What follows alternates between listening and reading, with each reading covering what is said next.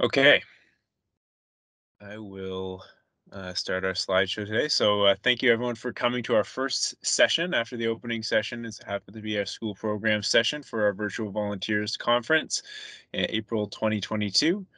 Before we start off all of our sessions, we do a land acknowledgement, and we begin our session today by acknowledging that although we are meeting virtually, we are all on land that has been inhabited by Indigenous peoples for thousands of years.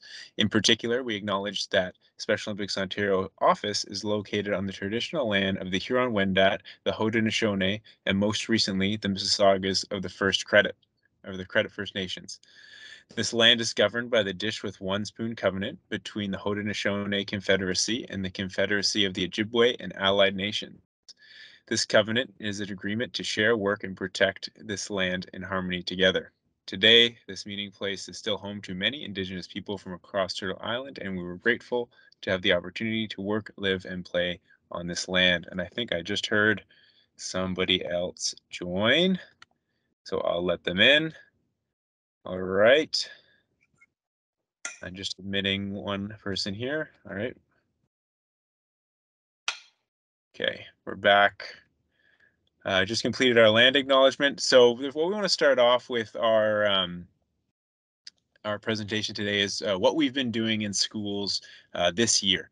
And we know that a lot of the people who have responded to this session are educators, so you're well aware of the virtual competitions that we've been doing. And before we go any further, definitely want to thank the educators because we would not have been able to run and complete as many competitions as we did over the past 2 years without the educators' help. And we were able to continue and maintain the momentum of our school programs throughout this pandemic, in large part due to the cooperation and support of our educators. So thank you very much.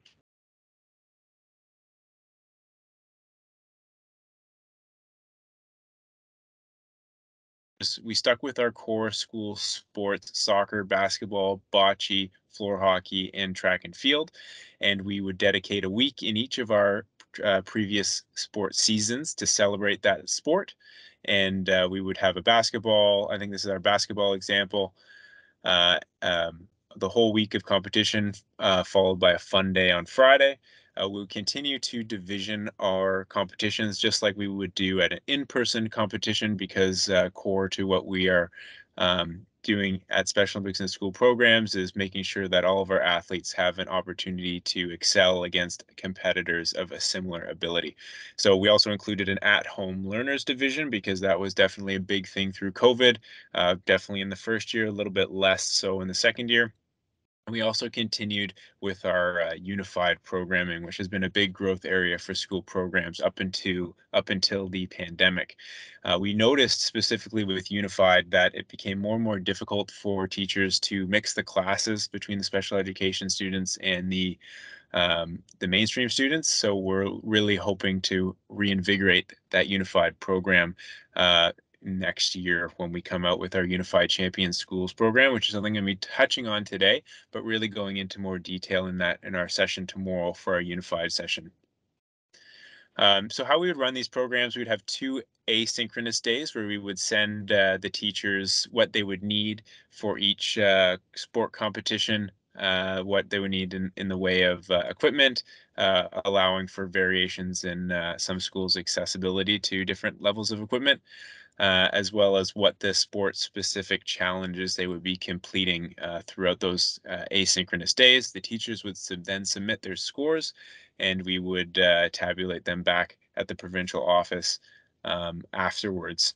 On the third day of competition, we would come to a synchronous day where we, after taking all of the results over the first 2 days, we would put them together and match up schools of similar scores in a virtual breakout room, usually on Google Meet, sometimes in Microsoft Teams, and have them compete head to head virtually with a school from somewhere across the province, which was really successful. And then on the final day, after our synchronous day, we would have our fun day, which would start off with an awards session led by Glenn, the CEO, as well as the school programs team. And then we would break off into some fun activities like trivia, a dance class. I think we had Zumba one time and even karaoke last year at one point, which must have been fun for the teachers.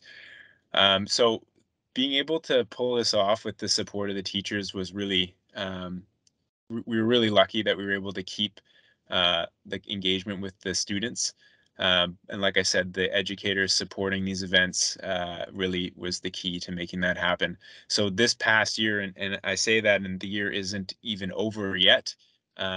We had 8 virtual events, and we engaged 316 schools and had over 3,000 athletes participating across the province. So really great numbers, and I think that these virtual programs, although they're not, they don't measure up to the in-person programs, as we all know, they definitely were a lifeline for a lot of our students, and can't thank the teachers enough for the support. I think we just had another person join in here. Okay.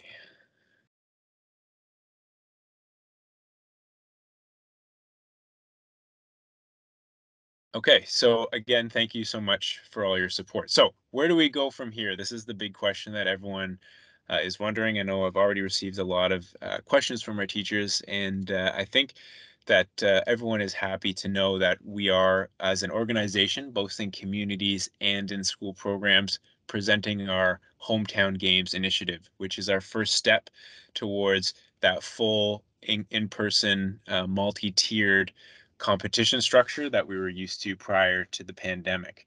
As Glenn said in our opening session last night, we're used to bringing athletes to the games. Our first step before we can do that again is bringing the games to the athletes. So what does that mean? In the community side, that means that a local community is welcome to host a sport. And, if London wants to invite Kitchener or Waterloo to come and play a basketball tournament, that's what it is, a local grassroots competition. What we want to see that in schools is something similar, and we'll get into that in a second, but we do have a short promotional video that we can definitely make available to all of our communities who are looking to amp up their hometown games, as well as our schools, of course. So we'll play that. Question of the day, does this work?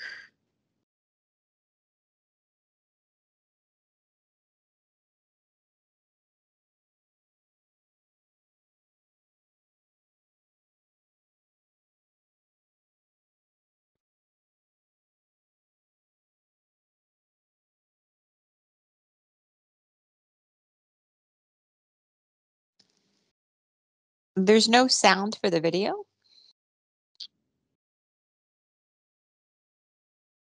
Of course, there's no sound to the video. That couldn't have been that easy, could it? Um,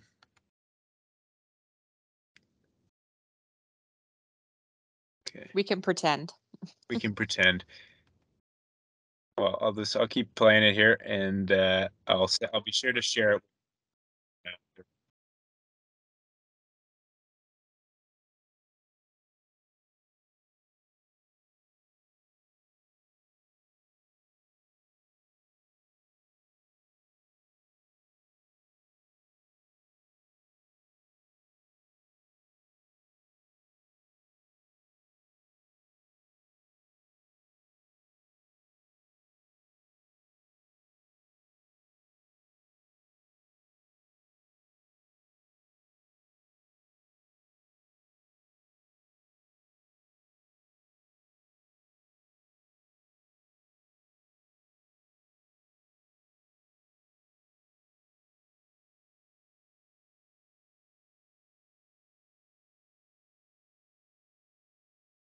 So this video is available online. So at the end of the session, I'll put that link in the chat for everyone to see. So essentially, the idea is that hometown games is going to be tailored to each community or each school in a way that suits them and their level of comfortability moving back towards in-person programming.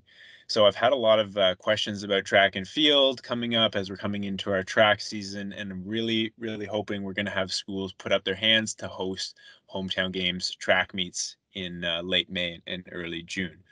We have a schools advisory committee meeting coming up tomorrow evening, where we're going to talk a little bit about what that might look like and what the appetite is for schools, and then hopefully have some more information out on that in the coming weeks. But what does that look like for the schools when we do run these hometown games? We have tons of support items that we can send out. Really nice medals, which you can see here. This is our draft medals. We just received that shipment the other day. But essentially, what our program will look like next year in 2022 and 2023 is our school programs will be hosting local hometown games, and they will be in sport specific, following our sport calendar that we followed in the years prior to the pandemic.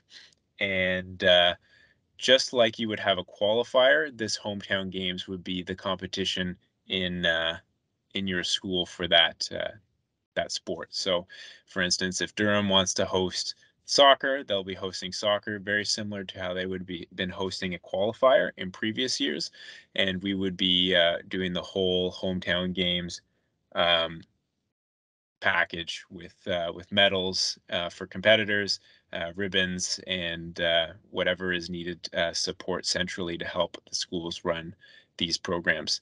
And that competition schedule will be coming out in the next few weeks, and we'll be starting to look for different schools to host those competitions before we end this year. So planning for next year. But until then, like I mentioned, we had lots of schools start asking about track meets in May and June, and we hope that we'll be able to host hometown games in the next few weeks, even before we get into 2022, 2023, which is a little bit ahead of schedule and ahead of most of our community programs as well, which is really, really exciting. So this is sort of what we look back on, that growth that we saw prior to the pandemic. And this is sort of the guiding document, and we want to look at 2017 and 2018, and we want to get back to those numbers as soon as we can. And again, just like we relied on our educators to help support these hosting these virtual events throughout the pandemic, we're really hoping to see schools step up to host um, these hometown games in the next year as well, to help us accelerate this as quickly as possible to get back to these numbers and then get back to our school championships, which we really hope to be hosting in Kingston as soon as possible.